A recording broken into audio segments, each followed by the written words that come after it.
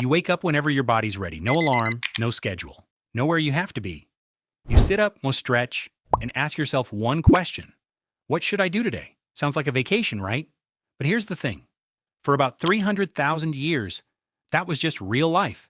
Every single morning. No job, no boss, nothing. So what did they actually do all day? What does a full day even look like when you have zero obligations? The answer honestly surprised me. So there's this researcher, Richard Lee, and he went to Botswana. There's a group there called the Yuhuanzi. These people still live the same way humans lived thousands of years ago. Hunting, gathering plants, no farms, no markets, the real old way. Lee stayed there for months and just watched, counted the hours they spent working. Now pay attention to this. In 1 week, they spent just 2.5 days getting food. That's it. About 17 hours total. The rest of the week? Theirs. Now you're probably thinking, okay, but that's one group. Maybe they just got lucky. Fair.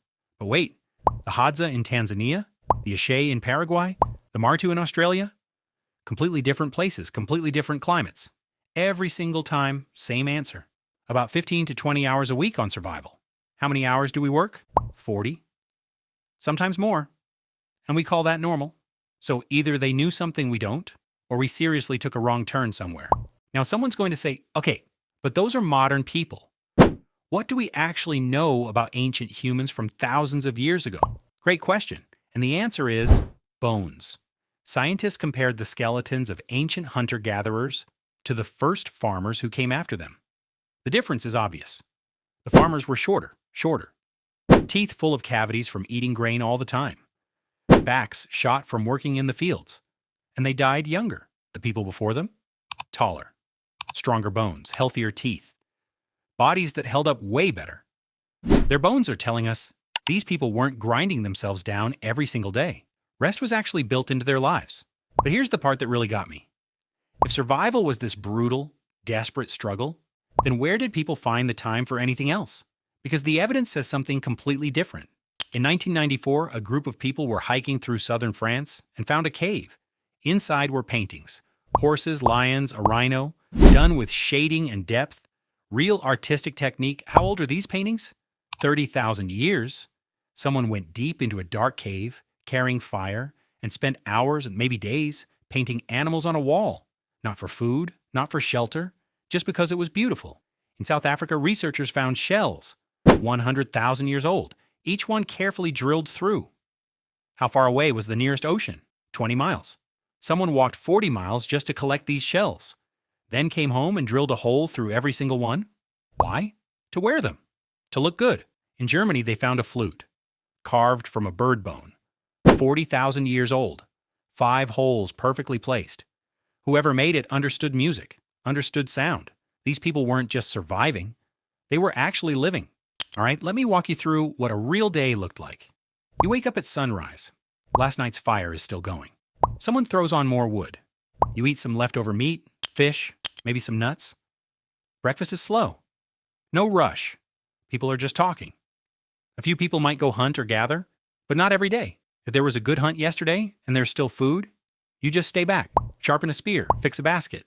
Because being good with your hands means people respect you. If hunting happens, it's nothing like the dramatic chasing you see in movies. We're literally built to run for a long time. We sweat. Most animals can't cool themselves down the way we can. So hunters just follow an animal for hours until it gets so tired it can't run anymore. 3 hours, 4 hours, sometimes 6. Then they carry it back. By midday, the main work is done. And then what happens? This is the part modern people find the hardest to understand. Nothing. Well, not nothing. Real rest. Sit in the shade, talk, play with the kids, nap, string beads together, carve designs into bone. Researcher James Sussman found that people in these groups spend about 6 hours a day just being social. Talking, laughing, messing around, every single day. Not as a reward, just as part of life. Because in a world with no police, no courts, no written laws, your relationships are everything.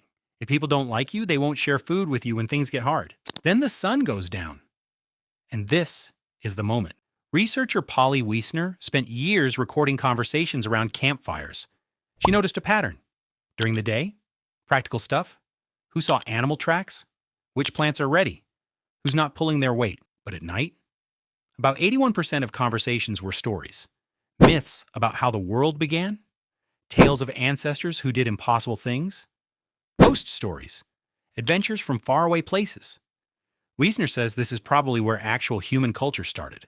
Gods, spirits, thinking about the future. You can only really think about those things when you're fed, you're safe, and you have time to just sit and sleep.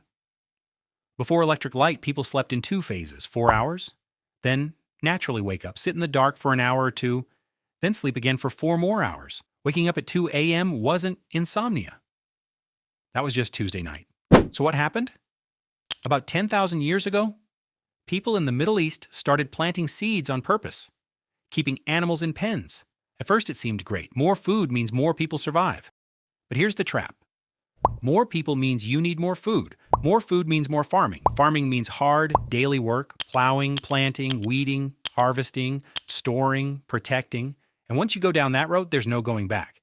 The population had grown too big. You can't feed everyone by just hunting anymore. You're locked in. And those early farmers' bones show it.